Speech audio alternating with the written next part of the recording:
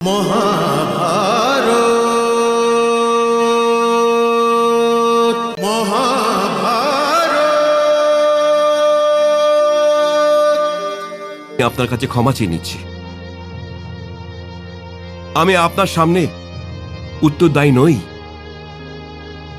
আবার যদি হইও, তবে এটা বলে দিন যে আপনি এই দুঃখী, এই পরিবার, এই উপলব্ধি নিয়ে আপনার বংশজ স্বর্গীয় শান্তনুর কাছে কেন গেলেন না, যিনি স্ত্রীর মোহতে পড়ে নিজের পুত্র দেবব্রতর সকল অধিকার ছিনিয়ে নিয়ে নিজের ওই পুত্রকে দিয়ে দিয়েছিলেন, যার তখনও জন্মও নিশ্চিত ছিল না। মিথ্যে বলো না ধৃতরাষ্ট্র, মিথ্যে বলো না।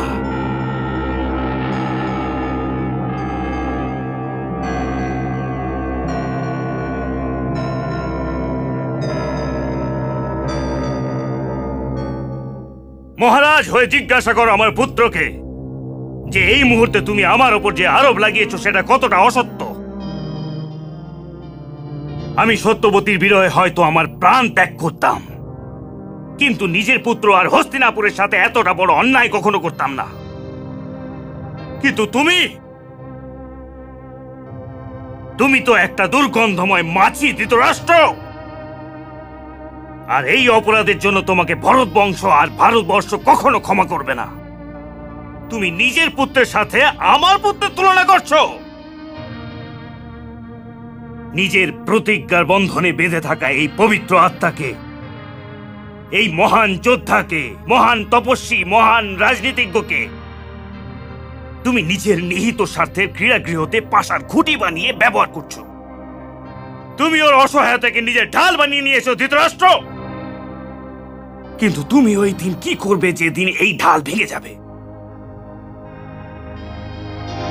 তুমি কেবল দৃষ্টিহীন পুত্র, বুদ্ধিহীন তো নও।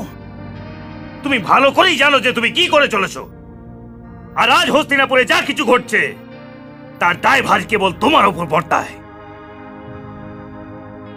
আমি হস্তিনাপুর আর আমার পুত্র ভীষ্মের অপমানের জন্য তোমাকে কখনোই ক্ষমা করব না, কখনোই ক্ষমা করব না।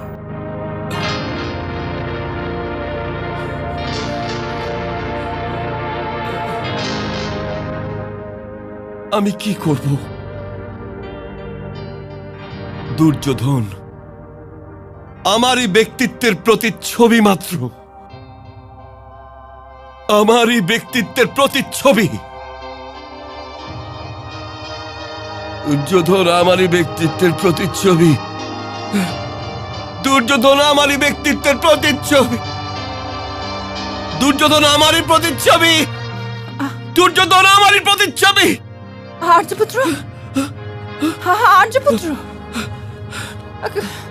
মহা